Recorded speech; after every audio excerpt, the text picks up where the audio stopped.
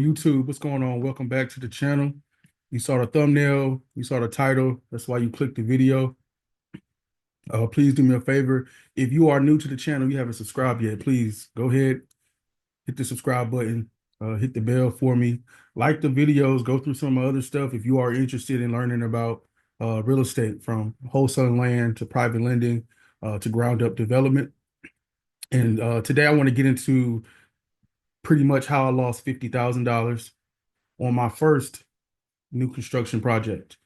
So I got into private lending, new construction, like ground up development in 2019. So that was my first start in it. Started out as an underwriter.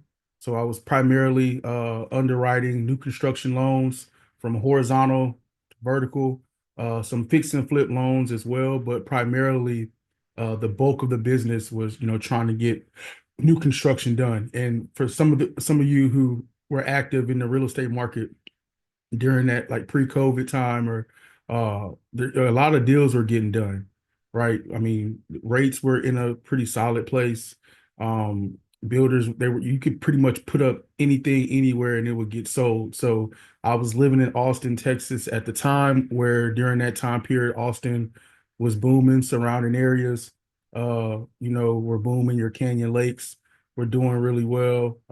East Austin was doing really well. It's very pricey, but if you were to do a project, especially with all the tech firms coming out there, putting their headquarters and stuff out there, I believe like LinkedIn has their headquarters out there. Obviously, the Tesla factory, which is right by Austin Bergstrom Airport, all that stuff is going on. So I've been in real estate uh, since 2017, really.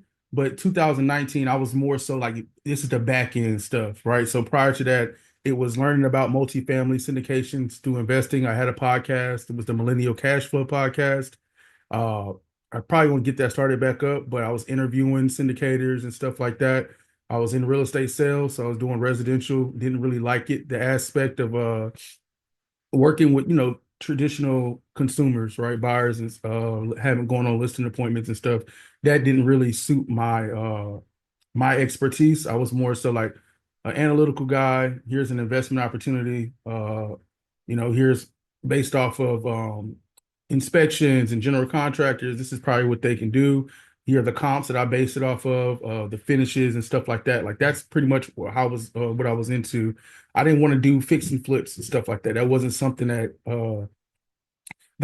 piqued my interest. Even when I was started out wholesaling houses, it didn't pique my interest. So when I got into private lending and I'm looking at a lot of the back end stuff, like I mentioned, we're looking at surveys, title commitments, construction budgets, insurance documents. We're looking at bank statements. We're looking at architectural plans and elevations, settlement statements. A lot of the same stuff that I've shown you in previous videos, like on the back end. This is what a lender or the underwriting side of lending is. This is what they're looking at to determine, if we can lend on the deal. Obviously, looking at the area and feasibility of the project, looking at the appraisal reports, inspection reports, if you've done work, if you have work completed already, like all that stuff, I'm like engulfed in learning.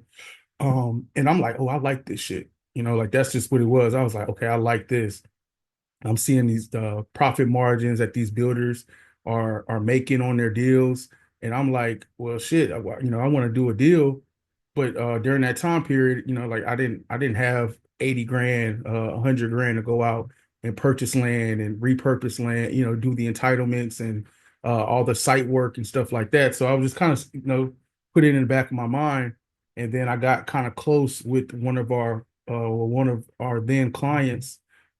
He was building out in Horseshoe Bay, which is about 45 minutes north of Austin in the Texas Hill Country.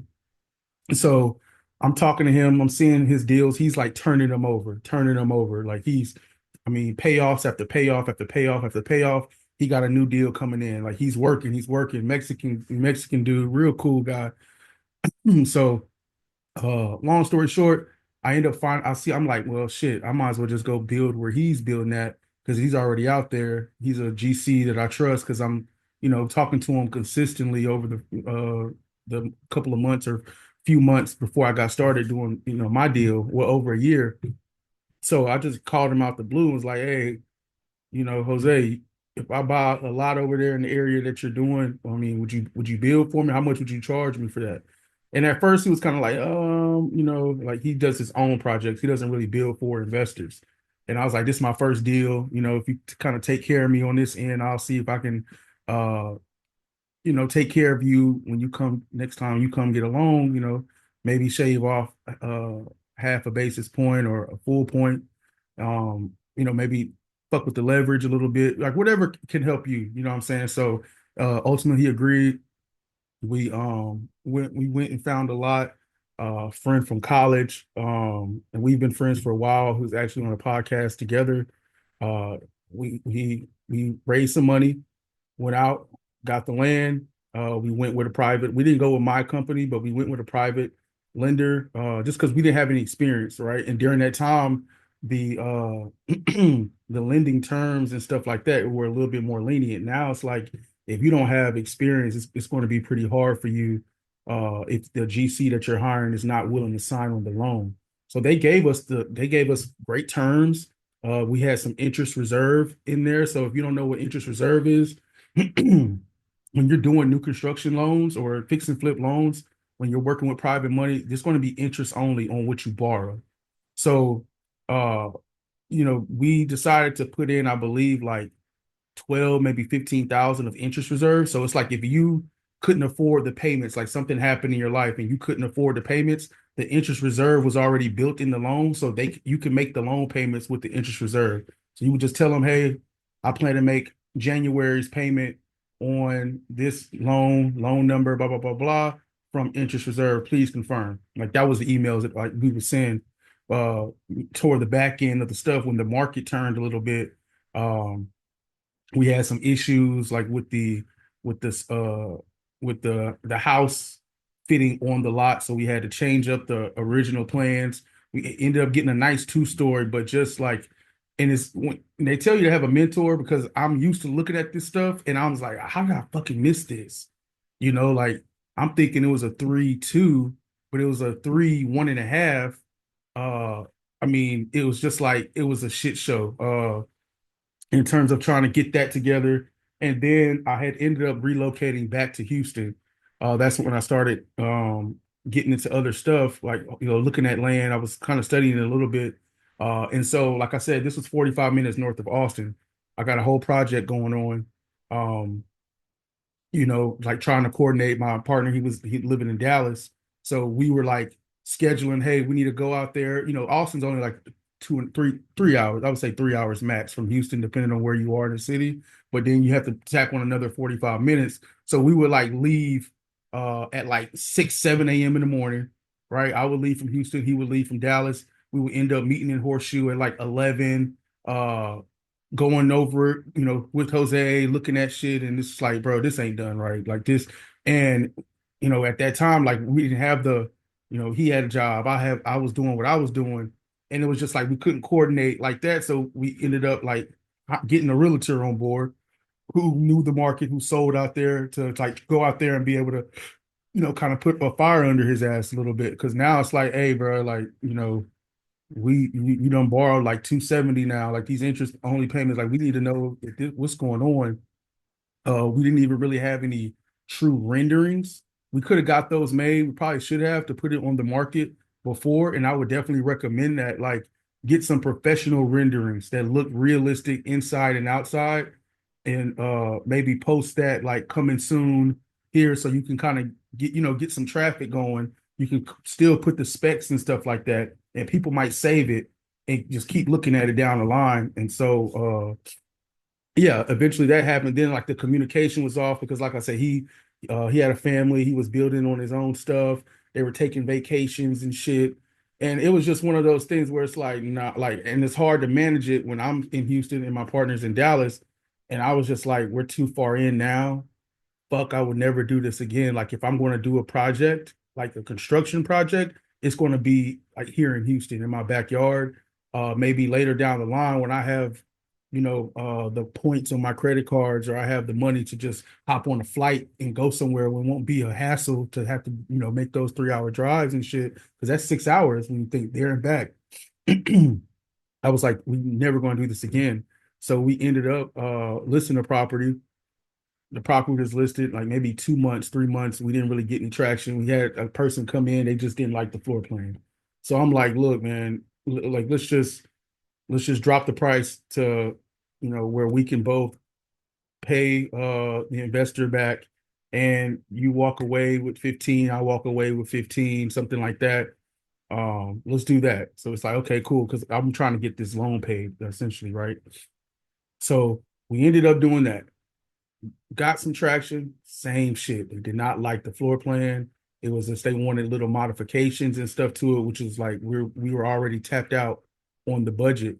So and then that was another thing, like staying on top of budgets, like all bills paid affidavits, receipts for shit like that. Like our accounting wasn't really in order because they wouldn't be able to provide the docs, because a lot of stuff it was like he had a guy, and it was like his invoices he would send sometime would be like from his company stating this amount is paid, this amount, where it's just like, bruh, where's the receipts at? Right? Where's the all bills paid stuff? Like you're not hiring subcon, you probably have like friends who can help do that. So that's probably what he was doing. That was a mistake. That's, and like I said, I didn't have a mentor doing it. It was just like I jumped in and was like, look, I mean, he has 7 payoffs in like the last 5 months. Like they must be selling like hotcakes. That's what I was thinking. And I'm like, use a floor plan that you've already used, right? That was the original plan, but he didn't have the floor plan didn't fit on our lot, which is something I'm like, fuck, how did I miss this shit? Or we're doing the final underwriting before we sign the lender documents, right? So all this shit is going on. We ended up, long story short, we ended up having to do a short sale, which is a short sale. For some of y'all who don't know, is like you ask the lender, can you sell it for this amount? And then like you owe the remaining. We were able to negotiate with the lender to like for the lender to cut the remaining in half and just pay that, and we'll all be good and we can do deals in the future, right? That's something we had to negotiate too, because it was like a back and forth. Um, and it was like it was tough. It was tough, man. Like just think about the time wasted, money wasted. It put a strain on, our friendship a little bit, because he was stressed, I was stressed. Like I'm a father, he's married. Like it was just a lot of shit, right? And so I'm just trying to be uh you know honest and upfront about the hurdles that you can go through in this industry. A lot of people talk about the success story, like I made 30 on my first flip, or my first project went like this, or like a lot of times, like the earlier you fail, I think it's better, because it's like, all right, I won't do this no more. Or when I'm looking at deals and I'm looking at opportunities that friends or colleagues or coworkers are showing me, like I'm going to really comb through this, and I'm gonna ask the tough questions, and we're going to go through this. We're going to be communicating every day, or at least like getting on calls twice a week. Toward the beginning of the week, obviously what needs to be done. The end of the week, did we execute on what we needed to do? And that's really what's going to make it's going to shape you as an investor when you're looking at opportunities, when you're trying to do these projects. I understand some of you want to get into development. That's all you see online now is like ground up development, land wholesale. Like that's literally all you see. But um there's cons to it, right? And that's why I'm like, use wholesaling land as a stepping stone for you to be able to have smooth builds. There's some stuff that's going to be out of your control, right? We're talking about the things that's in your control, like having your GC together, him having trusted subcontractors, um, you knowing him and what his projects have been. He can sign on loans with you. Like it's just when you're able to sell a lot of land, you're able to see a lot of these build projects. Like you're following up with these people you're selling the land to. How's the project going? Blah blah blah blah. Did you run into anything? That's how you have to be communicating and fostering your relationships with your current builders, and then you go out and add builders to the fold and do that same thing. So that way you're putting yourself in the best position to succeed, because when you're trying to raise money down the line, your track record is going to come up. And if they're able to kind of, somebody mentions your name and the builder's like, oh yeah, I buy land from that lady, or I buy land from that guy all the time. Real straightforward person, always calls, follow up on how my deal's going, this and this and that. Sold a lot of projects. Like whatever. Like I heard he's partnering with somebody on this. Like you want people to say those type of things about you in this business because it's so small. It's so big, but it's so small. So yeah, I mean that's essentially how my first project really turned to shit, and you got to roll with the punches. Like you're going to fail in this industry. Just learn from it, keep making, because ultimately money is going to change a lot of stuff, right? You got to make more money. So it's like, all right, I got to wholesale some more land. I got to really get to it. I might have to, instead of working part-time, I might have to go to full-time, and I'm going to have to be wholesaling land on weekends, or, when I get off of work, I'm gonna have to be doing this, or I'm gonna have to get up earlier, like it's whatever, you got to figure it out. What works for me might not work for you, vice versa. It's just you got to figure it out. You got to be willing to put your hard hat on and just go ahead and crush it and go through it. So, with that being said, if you found this video helpful at all, please do me a favor, hit the subscribe button. If you have any questions that you're curious about, drop it in the comment section. And if you are interested in, wholesaling land and you want to eventually start building projects, I have a $97 land profit program. This is the last week I'm going to do it for $97 because I give too much value for free. And then this one's more so like one-on-one stuff. That's like we're going to go over deals together. We're going to, I'm going to hold your hand through it. It's going to be on a Zoom call. And then we'll do webinar stuff where I'll have people on there speaking. But after this week, I'm giving the values $97 one-time payment. After this week, it's going to go up to $297 one-time payment. So I advise you, if you are interested and are you ready to get started? You want to learn this shit? Go ahead and spend the $97. Right? It's that simple, right? So with that being said, it's 2025. Let's close some fucking deals.